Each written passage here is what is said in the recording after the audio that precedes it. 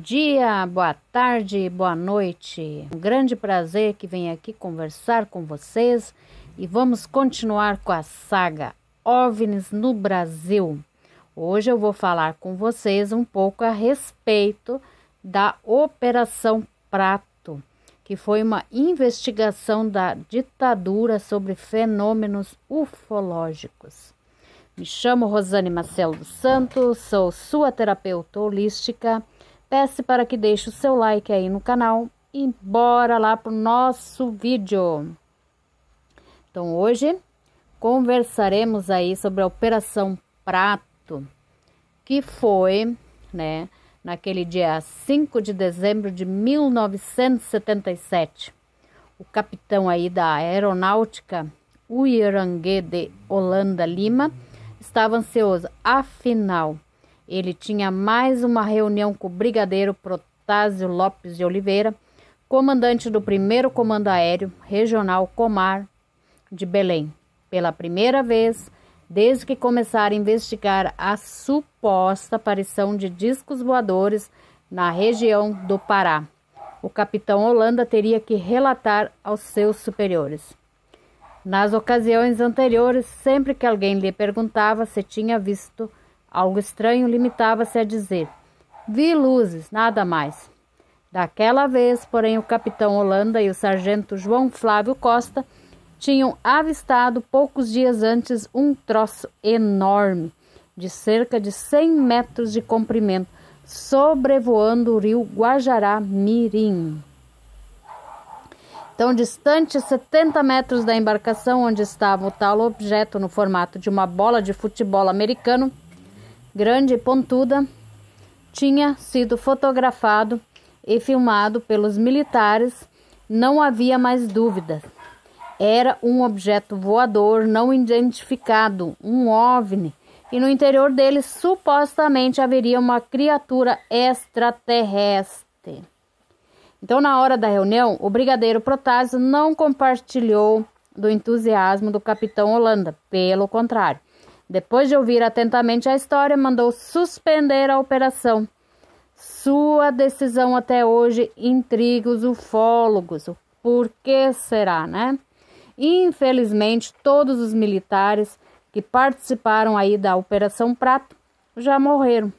O último, aliás, foi o capitão Holanda, lamenta o jornalista e ufólogo Ademar José Guevara, editor da revista UFO. A aeronáutica afirma que todas as informações relativas à Operação Prato já foram disponibilizadas, mas eu não acredito nisso, afirma.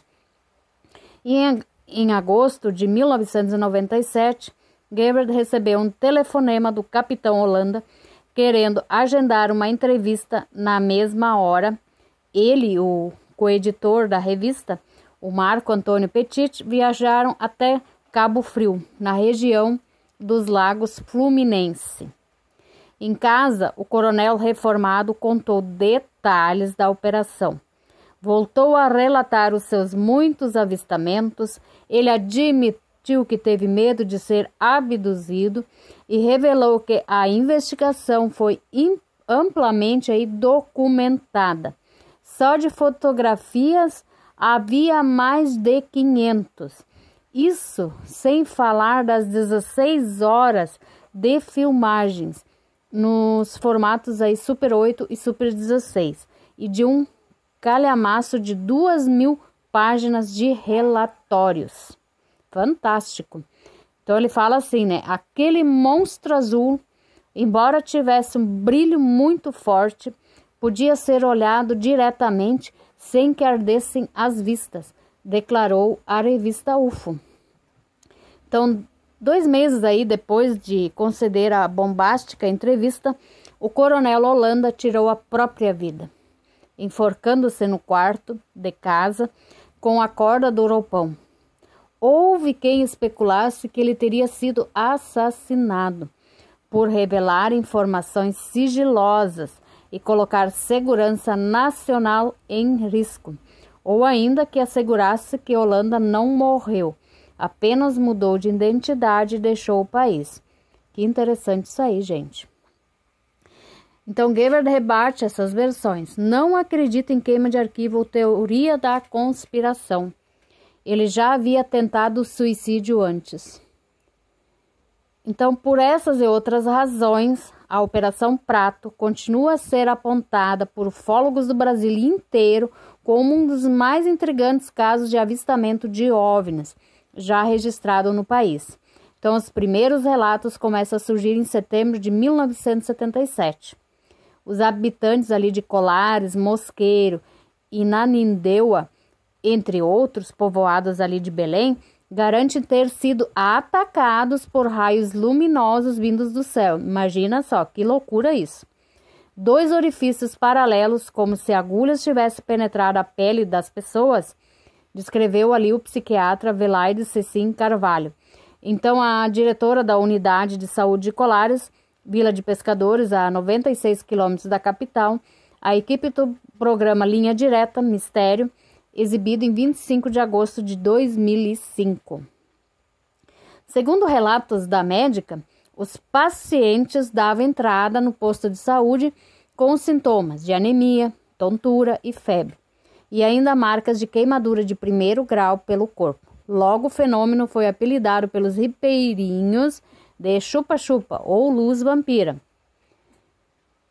Nunca me esqueci do pânico estampado no rosto das pessoas, que diziam ter sofrido ataques por luzes que desciam dos céus e que extraíam sangue delas, recorda o jornalista Carlos Mendes, escalado para cobrir o caso pelo jornal O Estado do Pará. Calcula ter entrevistado 80 testemunhas. Então, imagina o pavor dessas pessoas. Eu acho que elas nem dormiam mais. Estão precisando de psiquiatra até hoje. Então, tomados pelo pavor, os moradores da região se reuniram para afugentar os invasores. Então, não passava pela cabeça deles que o intruso pudesse ser de outro planeta. A hipótese mais provável era a obra do demônio ou castigo divino, como sempre. À noite, famílias inteiras acendiam fogueiras, batiam latas e soltavam fogos de artifício. Outras, mais religiosas, rezavam o terço. Outras ainda empunhavam paus, pedras e espingardas. Diante do desespero da população, o prefeito pediu socorro às forças armadas. Gente, isso foi uma loucura isso aí. Imagina, só imagina a cena aí, né? As pessoas aí fazendo fogueira, batendo lata, soltando fogo de artifício. Nossa, isso foi uma loucura. Então foi quando o coronel Camilo Ferraz de Barros, chefe da 2ª seção do Comar 1, convocou o capitão Holanda, então comandante do Paraçar, um esquadrão de elite da Força Aérea Brasileira da FAB, que realizava operações de busca e salvamento para chefiar a missão. Olha, então durante ali 4 meses, Holanda e seus homens permaneceram no litoral do Pará, munidos de binóculos, câmeras fotográficas e máquinas filmadoras, entre outras engenhocas. De dia entrevistavam as vítimas dos ataques e as testemunhas dos avistamentos. E à noite eles se revezavam para monitorar o céu. Imagina, eles ainda pensavam que podiam fazer alguma coisa, né? Desse jeito, não. A Operação Prato foi a maior missão militar para investigar OVNIs de que se tem notícia no mundo. Então, classifica aí Gebhard Tiago Luiz Tichetti, presidente da Comissão Brasileira de Ufólogos. Concorda? O que mais me impressiona é o fato de termos investigado algo tão incrível e ainda hoje não sermos capazes de explicar o que aconteceu.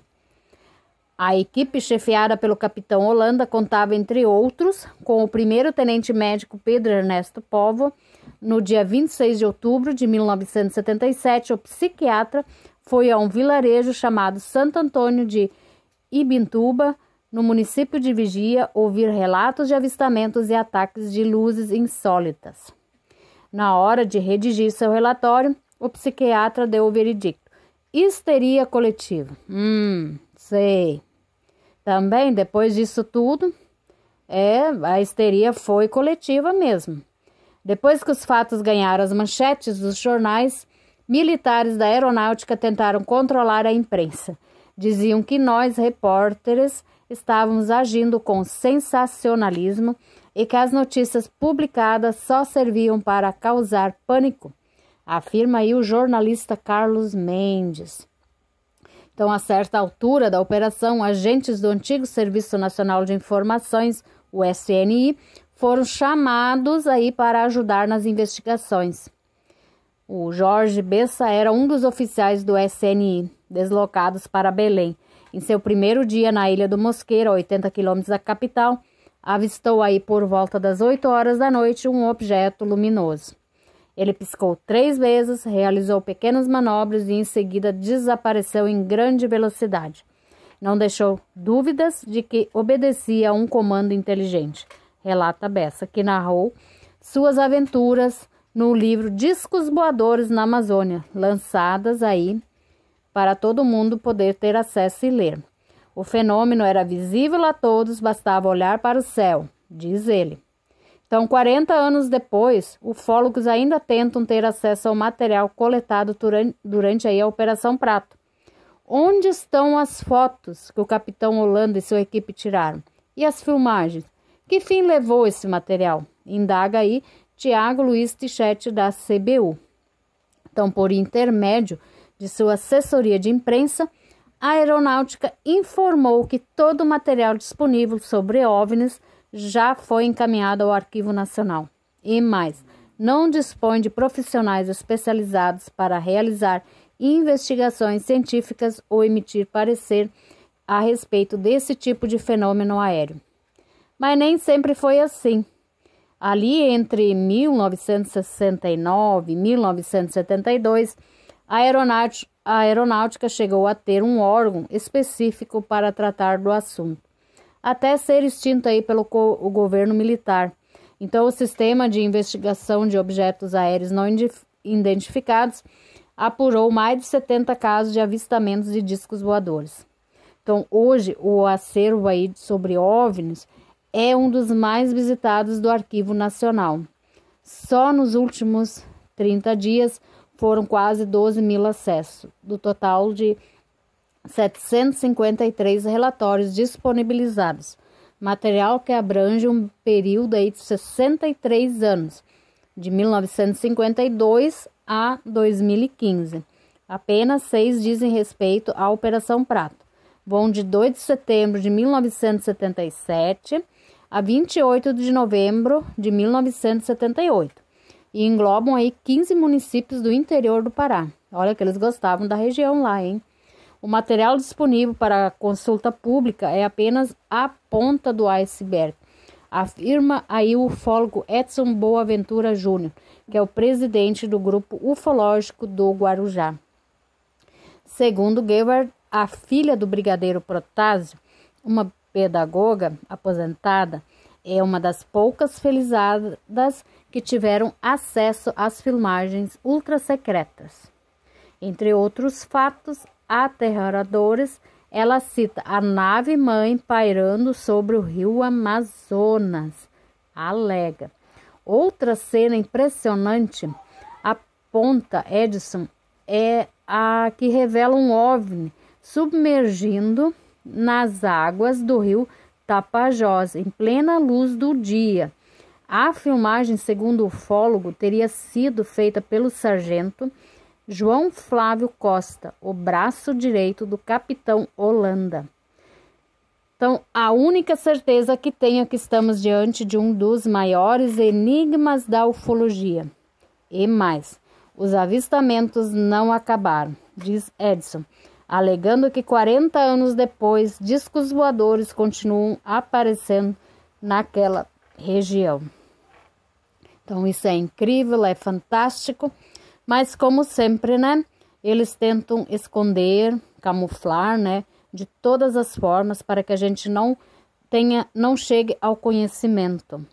É muito interessante essa parte aí, né, que da Amazônia, porque hoje, né, se descobriu uma cidade chamada Ratanabá, aí na Amazônia. Então, vamos, né, aguardar aí os próximos capítulos. Então, meu muito obrigada a todos vocês, um grande abraço a todos vocês e até o próximo vídeo.